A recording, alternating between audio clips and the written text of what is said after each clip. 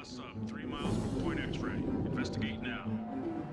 Take in all lines. Underway. Shift colors. Launch the helo. Skyhawk 7, this is Hunter 1. Target bearing 285. CIC sonar, submarine bearing 290, range 5,000 yards. Skyhawk 7, this is Skyhawk 9. Target confirmed, course 310, range 3,000 yards. This is Skyhawk 7. Roger. Weapon away.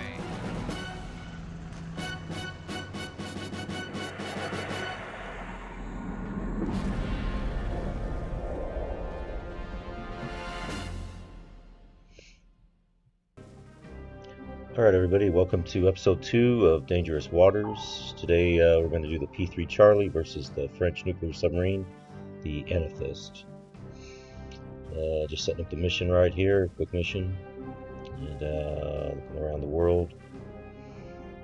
Again, we're going to select the P-3 Charlie, and we're going to go off the U.S. East Coast. And here's our mission objective: conduct an area search, detect and neutralize any subsurface contacts. And our weapon loadout, we're loaded to the bear right there. We got a mix of 46s and 50s, die cast as well as die far and VLAD buoys. And here we go.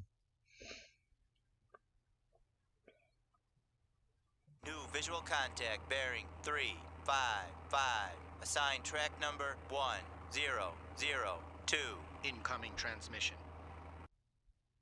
Alright, we are off the East Coast, south of Manhattan, Long Island I should say, and off the Vacapes area. Alright, we have a couple surface contacts in our area. Looking at our plot here, looks like a neutral surface and a combatant. It's the blue circle. But we do have the message that came in. It gave us a couple coordinates, so we're going to do that here: 3856 north, and need to go the other way, 3856 by 7303. There it is. Make a mark. Alright, so I'm to conduct an ASW search between these 2 points. That's the northwestern one. Next one is going to be a southeasterly point out there in the deep water, so that's kind of interesting here. We'll see how it progresses, but the environment's going to be a drastic different. We got some shallow water, only about 400 feet deep to the northwest, and down there to the southeast it's going to be much deeper. So shallow buoys will definitely be in use here. My plan is to fly towards the northwest point and start dropping buoys, and just work down slowly and steadily to the southeast. Changing course 302. Alright, nice slow bank to the left.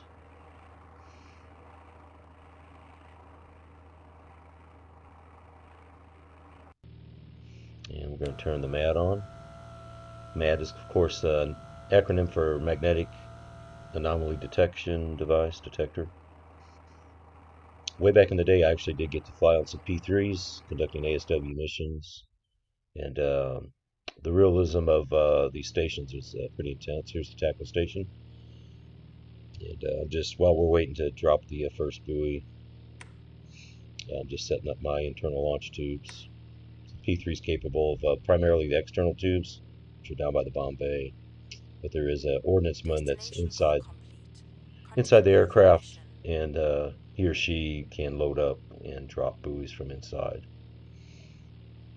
So we just completed one of the mission goals. I just get close to that point, and we're going to spit out a die-cast buoy here, set for shallow depth, and there it goes. And every time a buoy goes in the water, you have to make sure that it gets tuned. Basically assign a channel to it, and that's what we're going to do here in a second. Like I said, I'm just going to walk these buoys down. No set pattern or anything. Here's the acoustic station, and assign channel 1 to that first buoy, and now we just wait.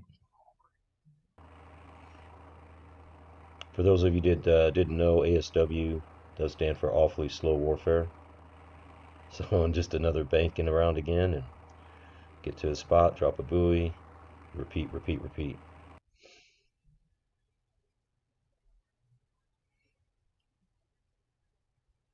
Alright, I'm also watching my altitude. If I'm too high, the buoys will definitely drift. You can just imagine dropping a buoy from say 5,000 foot. It's not going to hit where you think you or where you want it to. So try to stay around between 7 and 500 feet. And there's our Arleigh Burke. That's the friendly that's out near us. So definitely don't want to put a torpedo in her.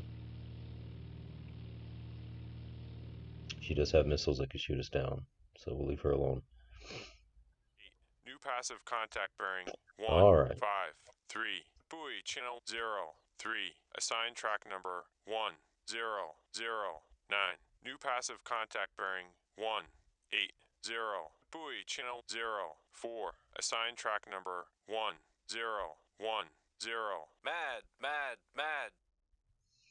All right, things are starting to get heated there. Just put a few buoys in the water. That's the MAD signature from us flying over the Arleigh Burke.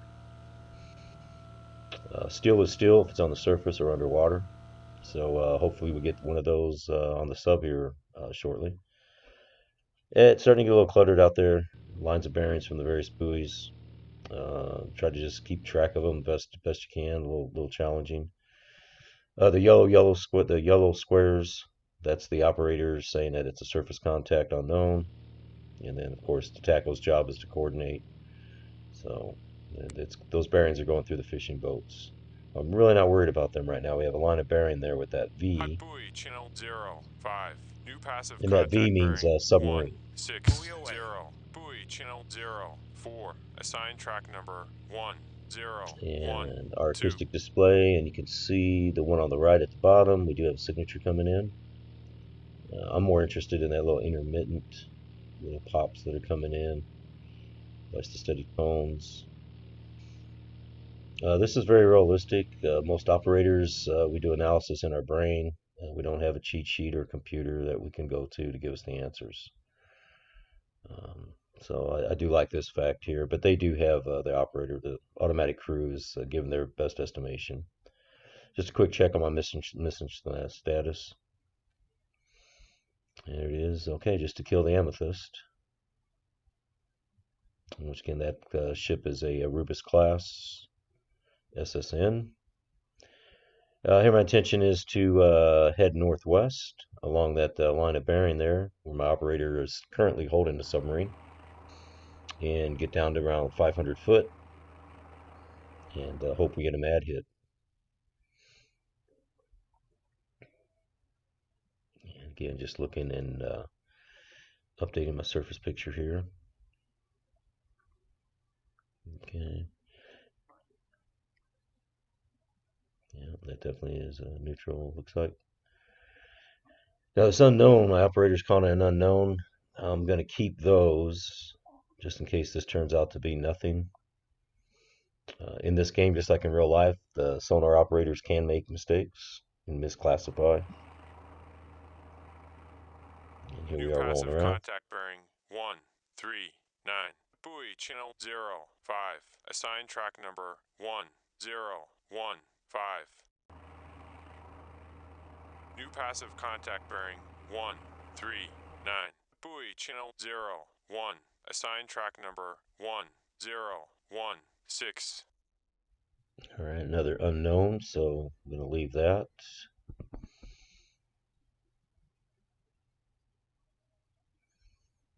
New passive contact bearing 291.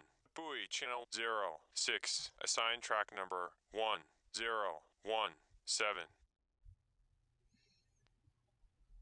And I just remembered here, might as well turn on radar and verify there's nothing out there in front of us on the surface. So if we do get a MAD, we'll know that there's nothing on radar, and the pilot and co-pilot never mentioned anything. So there's no surface visual, no radar contacts out there. We just have the two contacts to our port side. So a MAD would more than likely be a submarine. 264, range 6640, assigned track 1018. All right, so radar did its thing. I'm just going to switch it off. I don't need to hear about every radar contact. Got a pretty good surface picture here.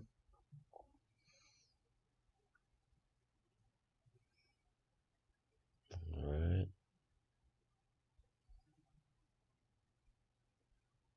think those unknowns are going to turn out to be nothing. Yes, Mad, surface mad, traffic. mad. All right, perfect.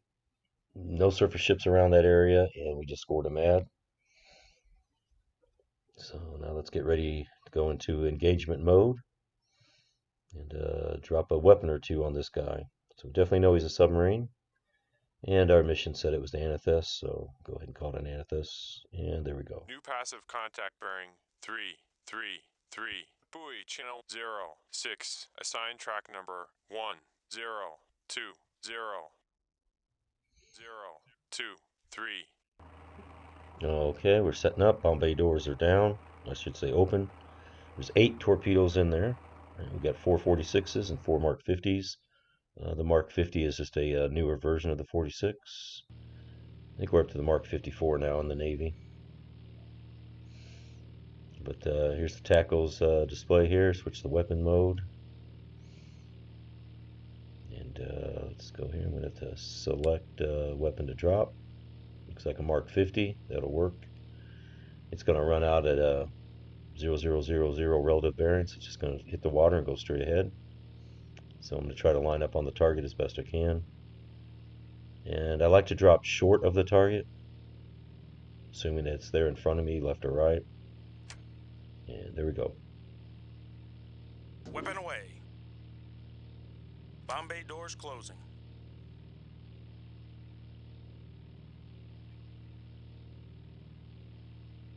Changing I've altitude. adjusted my altitude a little bit. 659. New passive contact bearing 139. Buoy channel 04. Assign track number 1024. Alright, and they're going to start reporting my torpedo too, just like on the surface ship. Sonar, they get a contact, they yell it to everybody. So that's just the nature of the beast, and it's getting a little cluttered out here. I just laid some waypoints there for my plane to just fly without me having to pay attention to it. Just basically got it out of the way. Okay. I'm kind of concerned that the weapon has not started to turn either north or south. It's just running straight.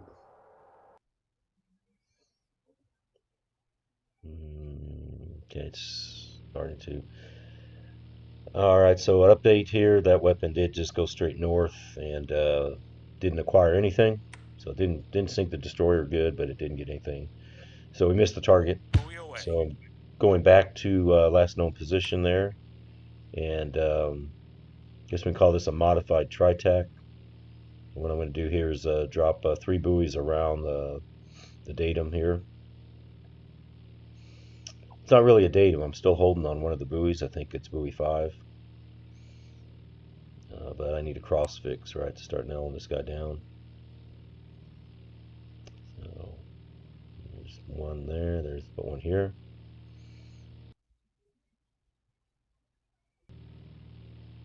And here's our acoustic displays. That's actually the torpedo. Tonal around 720, 300 hertz.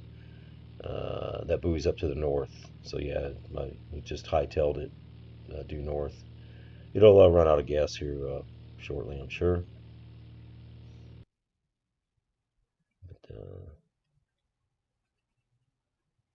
one nice thing about playing the P3 is, you know, I'm booking around at about 200 miles an hour. The submarine, 30 miles an hour is its best speed. So you get to be a little bit more relaxed, I guess, playing this platform. And the sub can't fire back at you. So it's kind of a nice change of pace. Much more relaxing than playing the submarine, you know, in LA, going against the Nuc Sub. So there's my second buoy of my tri-tac, which is, you just make a triangle around the datum. But as always, I'm an ops guy, and I'm changing my mind now. What if he busted to the north? So I'm going to do that. And there is indeed the weapon, and it has faded out, abrupted out, I should say. So he ran out of gas. Now, wouldn't it be nice if I can score another mad, which would let us know that the amethyst is still there? Mad, mad, mad. Awesome. We will take that. Alrighty, there it is. A little bit smaller, you can tell, than the Arleigh Burke's hit, because it's less tonnage. All right, here we go now. Let's be patient here. Make sure we get a good drop. Do not want to overfly this guy.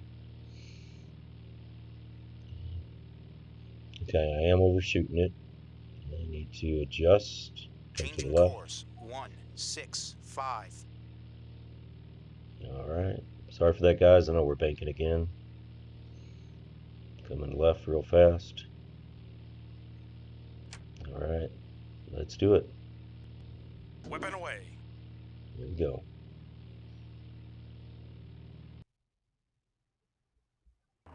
And yeah, look at that bank. I don't know if it's possible to drop a weapon in that steep of a bank, but we just did. New passive contact bearing Bomb bay 3, doors closing. 1, 9. Buoy channel 0, 8. Assign track number 1, 0, 3, 0. New passive contact bearing 1, 0, 4. Buoy channel 0, 5. Assign track number 1, 0, 3, 1. Alright, as you can see, our torpedo is running straight normal. New passive contact bearing 2, 9. No 1. sign Buoy of the sub channel yet. 0, 8.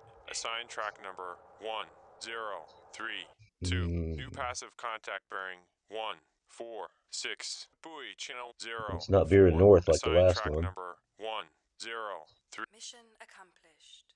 Okay, there we go. Kill goal complete. Kill goal complete. Like to hear that. And there's...